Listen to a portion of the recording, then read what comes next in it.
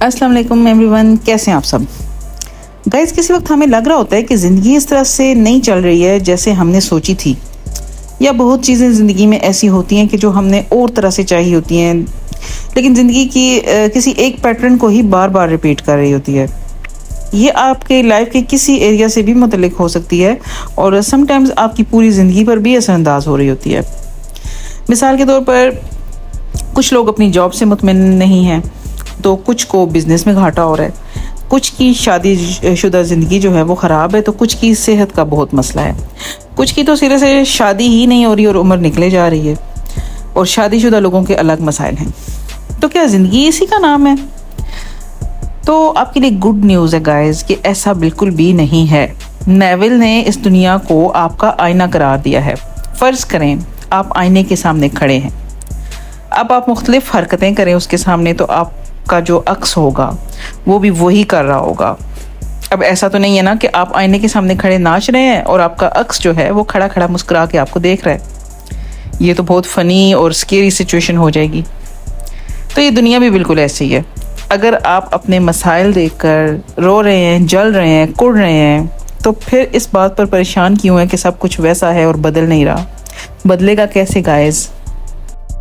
Neville ने कहा है कि हम वो नहीं होते जो हम चाहते हैं, हम हमेशा वही होते हैं जो हम महसूस कर रहे होते हैं। तो ज़िंदगी को बदलने के लिए हमें क्या करना होगा गाइस?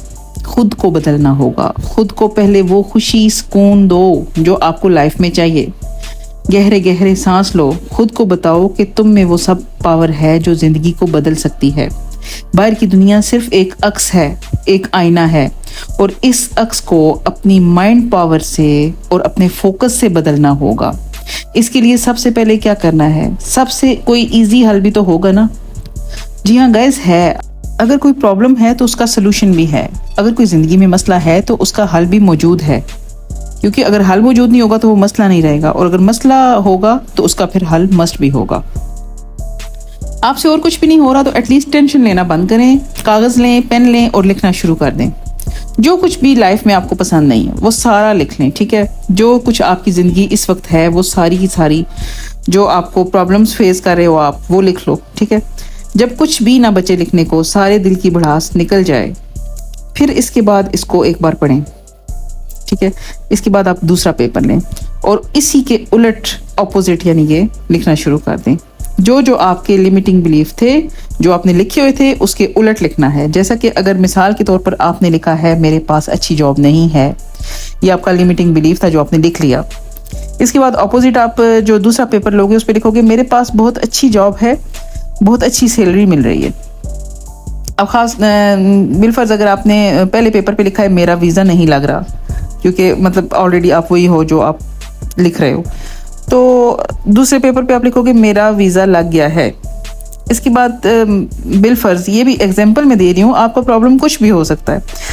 आपने लिखा मेरा एसपी मुझसे कमिटेड नहीं है, तो अब दूसरे पेपर पे आपको क्या लिखना होगा कि मेरा एसपी मुझसे बहुत लॉयल और कमिटेड है। मतलब कोई भी मसला हो सकता है। आपने अपने मसले लिख लिए थे सारे उस पेपर पे, इसके बाद आपने जो आपके लिमिटिंग बिलीफ थे, इसके बाद आपने ऑपोजिट जो न्यू पेपर लिया उस पे सारा उसके ऑपोजिट ही लिखा, ठीक है?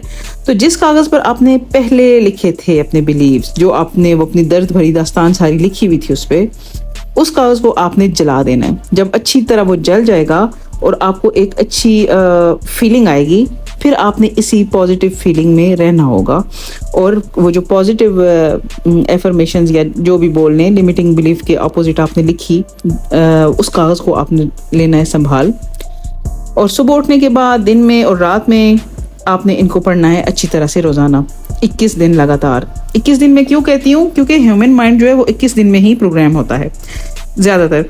जब आप कागज़ पर लिखा हुआ पढ़ेंगे तो उसको आप महसूस करेंगे। अगर चाहें तो विजुलाइज भी कर सकते हैं, ये ज़्यादा अच्छा होगा, लेकिन एटलीस्ट उसको महसूस करें, और वो जो वाइब आपको फील होगी बस उस वाइब में ज़्यादा से ज़्यादा आपको रहना है।